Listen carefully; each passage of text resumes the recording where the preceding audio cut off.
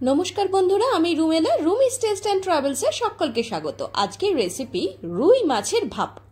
রেসিপিটা ভীষণ ইজি, আর ঘরে থাকা সমস্ত উপকরণ দিয়েই এই ইজি রেসিপিটা আপনি খুব অল্প সময়ের মধ্যে করে ফেলতে পারেন। তাহলে চলুন দেখে নেওয়া যাক পুরো রেসিপিটা কিভাবে আমি করছি। আপনারাও যদি স্টেপ ওয়াইজ এই রেসিপিটা করতে পারেন তাহলে আশা করি কেন 100% গ্যারেন্টি ফাটাফাটি হবে। রুই মাছের ভাপা রেসিপি করার জন্য আমি ছোট রুই মাছ 1 কেজির কম রুই মাছ নিয়েছি, 500 মতন। তো সেখানে আমি ছোট ছোট পিসগুলো, যেগুলো আমি যে বক্সে ভাপা করব সেই বক্সে ধরে যাবে, এই রকম ছোট ছোট পিসগুলোকে আমি ভাপা হিসেবে ব্যবহার করেছি। আর যেগুলো একটুখানি বড় সেগুলো আমি ভাজা করে নিয়েছিলাম। প্রথমে আমি এই ছোট ছোট পিসগুলো যেগুলো আমি ভাপা করব সেগুলোকে একটা বাটির ঠান্ডা জলের মধ্যে ডুবিয়ে রাখবো 30 মিনিট। আর ঠান্ডা জলটার মধ্যে একটুখানি সামান্য লবণ ফেলে দেবো। তবে এটার একটা বিশেষ কারণ আছে, এই কারণটা পুরো ভিডিওটা দেখলে আপনারা জানতে পারবেন। ঠান্ডা জল বলতে আপনারা ফ্রিজের জল ব্যবহার করতে পারেন, আর সেটা যদি না থাকে এমনি কলের ঠান্ডা জলও ব্যবহার করতে পারেন। আধ ঘন্টা রাখার পরে জল থেকে যখন তুলবেন মাছগুলোকে, দেখবেন মাছগুলো কতটা সফট হয়ে যাবে। আমাদের ভাপা করার জন্য মাছটা সফট হওয়া ভীষণ প্রয়োজন, না হলে কাঁচা গন্ধ থাকবে। আর মাছের মধ্যে যে রক্তটা লেগে থাকে, লালটে ভাব থাকে, সেটা একেবারেই সাদাটে হয়ে যাবে এই নুন জলে ভিজিয়ে রাখলে। এরপরে আমরা একটু বাটা মশলা তৈরি করে নেব। বাটা মশলার জন্য প্রথমে সর্ষে নিয়ে নিয়েছি, পোস্ত, লঙ্কা আর নুন। সেটা আপনারা মাছের পরিমাণ যতটা করবেন সেই অনুপাতে অবশ্যই বাটা মশলাটা তৈরি করবেন। সামান্য একটু নুন আর অল্প একটু জল দিয়ে দেবেন। জল দিয়ে দিলে কি হবে, অনেকে বলেন যে মিক্সিতে ভালো পেস্ট হয় না, অল্প জল আর নুন দিলে কিন্তু পেস্টটা বেশ ভালোই হবে। আর যে থিকনেসটা থাকবে সেটা আপনার কারির পক্ষে বা ভাপা রেসিপির পক্ষে একেবারেই পারফেক্ট। এরপর এই পেস্টটাকে আমরা টক দইয়ের সঙ্গে অ্যাড করে নেব। আমি বাজার চলতি টক দই ব্যবহার করেছি, আপনারা ঘরে পাতা টক দইও ব্যবহার করতে পারেন, সেক্ষেত্রে স্বাদের কিন্তু কোনো অসুবিধা হবে না। টক দইয়ের সঙ্গে এই বাটা মশলার পেস্টটাকে ভালো করে মিশিয়ে নিতে হবে। আর এক্ষেত্রে আর একটা কথা বলে রাখি, পেস্টটার সঙ্গে একটু নুন হলুদ মেশাতে হবে।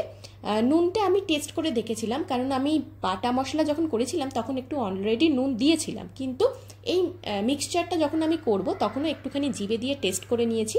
সামান্য নুন কম হচ্ছিল, সেই জন্য আমি অল্প নুন দিয়েছি। আপনারা যদি মনে করেন ওই বাটা মশলার সময় নুনটা আপনাদের পরিমাণটা ঠিক থাকে, তাহলে এক্ষেত্রে দেওয়ার কোনো প্রয়োজনীয়তা নেই।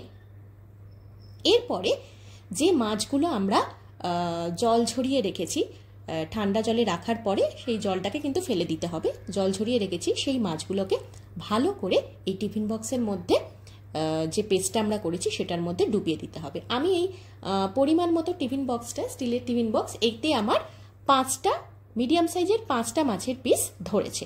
আপনাদের টিফিন বক্স বড় বা ছোট অনুযায়ী সেই পরিমাণে মাছ ধরবে। আমি এখানে 5টা মাছ বা মাছের পিস ধরাতে পেরেছি।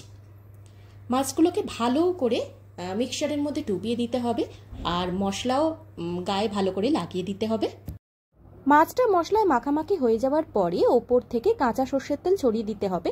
আপনারা সকলেই জানেন ভাপা রেসিপির ক্ষেত্রে কাঁচা সর্ষের তেল কতটা জরুরি, কতটা খেতে ভালো লাগে। তাই এখানে এই রেসিপিতে কিন্তু সর্ষে, পোস্ত আর সর্ষের তেল ভীষণভাবে প্রয়োজনীয়, বা একটু বেশি দেয়াই বাঞ্ছনীয় বলে আমি অন্তত মনে করি। আর ঝাল যদি একটু বেশি খান তাহলে কাঁচা লঙ্কাটা আমি বাটা মশলার সময় পেস্ট করেছিলাম, তাও আরও 3-4টে কাঁচা লঙ্কা ওপর থেকে ছড়িয়ে দিতে পারেন, তাতে ঝাল ঝাল স্বাদটা আরও খোলতাই হবে।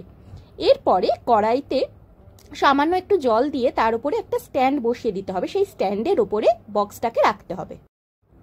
পাক্কা আধ ঘন্টা আঁচটাকে একেবারে হাই ফ্লেমে রেখে বক্সটাকে ভাপিয়ে নিতে হবে। তারপরে আধ ঘন্টা পরে গ্যাসটাকে অফ করে দেবেন, আর দিয়ে স্ট্যান্ডিং টাইমে 10 থেকে 15 মিনিট করতে হবে। মানে টিফিন বক্সটা একেবারে ঠান্ডা হয়ে যাবে, সেই অবস্থায় নামিয়ে পরিবেশন করতে হবে।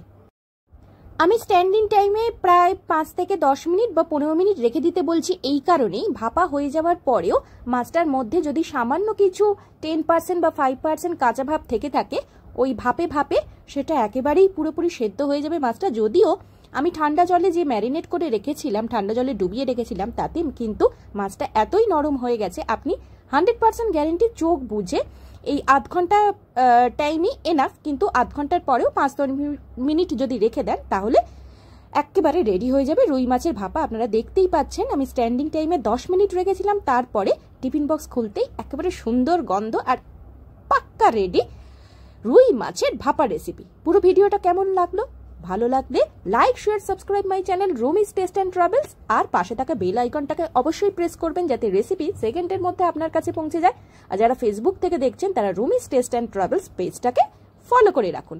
সকলে ভালো থাকুন, বাবা।